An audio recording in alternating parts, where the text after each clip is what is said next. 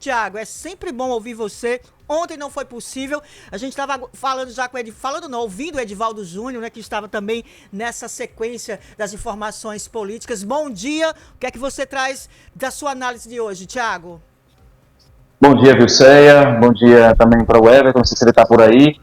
Nosso companheiro também, Rogério Nascimento. Olha, o que eu tenho hoje é mais para complementar mesmo a fala aí do nosso companheiro Edivaldo Júnior. Ele tem uma análise aí um pouco, muito próxima aí do MDB, né? Falando mais especificamente sobre do ponto de vista do que o MDB está esperando da chapa PSDB Federação PSDB Cidadania.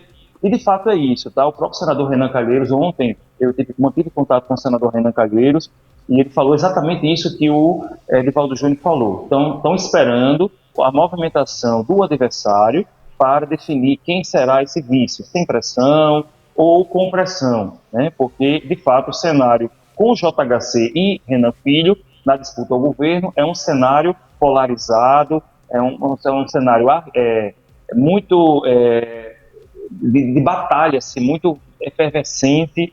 Então, de fato, vai ser muito difícil assim, essa eleição, uma guerra muito grande de narrativas, principalmente nas redes sociais, porque os dois têm muita presença nas redes sociais, principalmente o JHC, né, que já vem há mais tempo dominando esse ambiente virtual. E, de fato, a eleição com os dois vai ser uma eleição de um jeito. Com a eleição, sem um desses personagens, no caso, sem JHC, de fato, vai ser uma eleição bem mais tranquila para Renan Filho. Renan Filho não vai ter problemas nenhum e pode escolher um vice da melhor maneira possível. Na TV, agora há pouco, sabe, eu trouxe uma projeção. Eu conversei com algumas pessoas ligadas às duas campanhas, tanto a de JHC como a de Renan Filho. Tem uma projeção aí que nós ousamos colocar, né, é apenas uma especulação, mas com base em nomes que estão sendo especulados, para de repente compor esse nome de vice entre JHC e Renan Filho. No lado de Renan Filho, alguns nomes estão sendo trabalhados internamente. Né? O principal deles é do suplente de senador Fernando Farias. Esse é o nome número 1. Todo mundo sabe disso, dessa intenção desse grupo político de colocar o suplente senador Fernando Farias, que é um empresário, para ser o vice de Renan Filho. E aí ele abriria espaço para que a irmã de Marcelo Vitor, né, deputado federal, deputado estadual, presidente da Assembleia Legislativa, assumisse o mandato de senadora, porque Fernando Farias, como primeiro suplente, né, de senador, e Renan Filho, se ganhasse a eleição, então ele levaria com ele o primeiro suplente e ficaria a vaga aberta para a segunda suplente assumir o mandato de senador pelos próximos 4 anos. Então, alguns personagens aí desse grupo político ficariam satisfeitos com essa composição aí.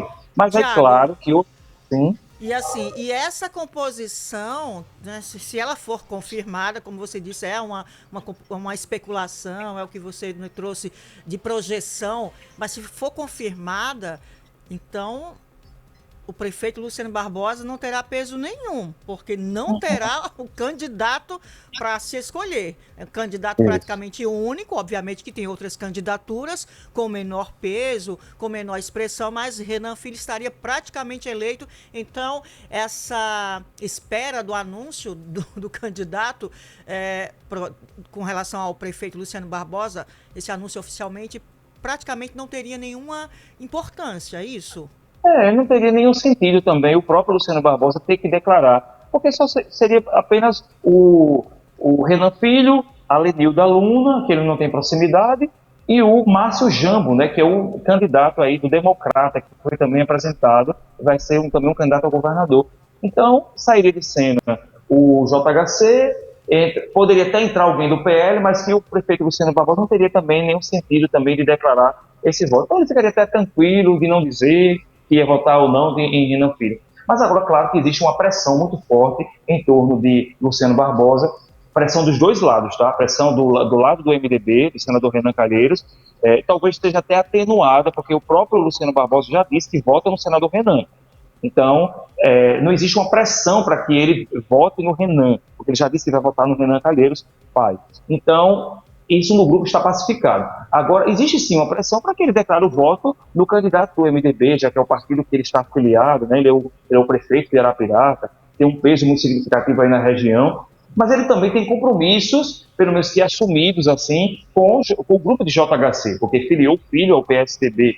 Existe uma pressão muito, muito grande em cima de Lucas Barbosa para que ele realmente declare o voto, para que o pai dele também não fique titubeando aí de um lado para o outro, sem dizer o que é que vai fazer, e que ele seja claro nas suas concepções, no que vai fazer esse ano. Então, existe uma pressão muito forte em torno do prefeito Luciano Barbosa. Então, o cenário em torno de Renan Filho está praticamente definido, apenas o vice que está faltando, tá? E pode ser a cereja do bolo aí. E eu falava de Renan Filho, tem o Fernando Farias, tem o Iale Fernandes também, que é de Arapiraca.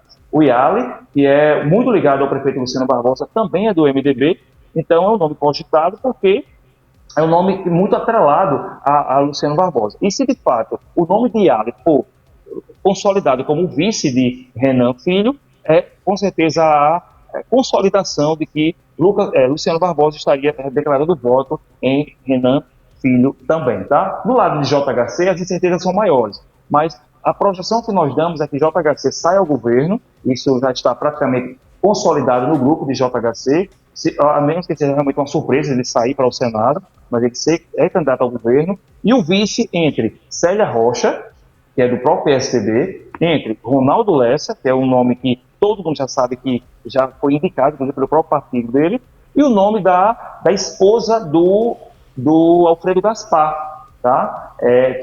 Eu acho que é Ângela Andrade o nome dela, não me recordo bem o nome dela aqui, mas a esposa do Alfredo Gaspar, seria uma indicação do PL, tá? Então, esses três nomes estariam aí cogitados para serem o vice de JHC. Para o Senado, Arthur Lira, uma vaga, com Eudócia Caldas sendo uma suplente, e o outro voto seria de Davi Davino Filho, porque eu disse, e aí eu disse na TV, que é algo assim que está sendo costurado nos bastidores com a força política de Arthur Lira, de atrair os republicanos para essa chapa, deixar Arthur Lira e Davi Davino Filho como candidatos ao Senado, tirar Marina Cândia de cena, para ela fortalecer a chapa do PSDB para deputado federal, e aí os dois votos seriam entre Davi Davino Filho e Arthur Lira, os dois votos ao Senado. E aí o suplente de Davi Davino Filho, Ronaldo Lessa, porque seria resolutivo aí em relação a isso. Resta saber se Ronaldo Lessa toparia isso aí. Depende muito dessas posturas. Então esse é o cenário que está sendo desenhado, claro que é só especulações, mas até o dia 15, como já adiantou o nosso querido Edivaldo Júnior, tudo vai estar cristalizado, tudo vai estar aparente para a gente ver. Tiago, você que acompanha mais de perto, e é a sua especialidade, esses bastidores da política alagoana, eu tenho visto ultimamente a presença nas redes sociais da esposa do candidato ao governo, Renan Filho. Já era comum ela estar fazendo essa presença maior nas redes sociais, porque a esposa do JHC, ok, a Marina Cândia sempre teve uma presença muito forte, mas a esposa do Renan Filho também, ou é uma novidade? É uma novidade, ela sempre muito resguardada, sempre uma pessoa muito culta, tá? Ela, de fato, ela participou ativamente do governo de Renan Filho, inclusive acho que a creche Cria foi idealizada até por ela também, né? Ela participou de alguns projetos sociais aí do governo de Renan Filho, depois ela foi levada para o Tribunal de Contas, né, numa indicação política aí, e ela está hoje como conselheira do Tribunal de Contas, e agora está massificando sua presença nas redes sociais.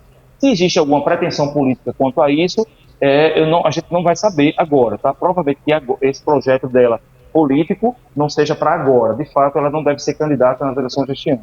Aí, de repente, nas próximas eleições, ela de repente pode colocar o nome dela à disposição. Se o marido realmente for eleito governador, ela vai ter ainda mais projeção, porque vai voltar a ser primeira-dama de Alagoas, né, novamente. Então, é uma surpresa, mas já é um sinal de que a Renata Calheiros, ela poderá ser alguma coisa, né, na política nas próximas eleições, seguindo aí o roteiro que JHC deu com Marina Cândia. Esperar para ver. Tiago Gomes, amanhã esperamos você ansiosamente, o horário que você puder e quiser. Até amanhã, querido. Até amanhã, querida. Até a próxima. Vamos ao intervalo comercial e, como eu falei anteriormente, na sequência conversaremos com a Solange Almeida, diretora da Escola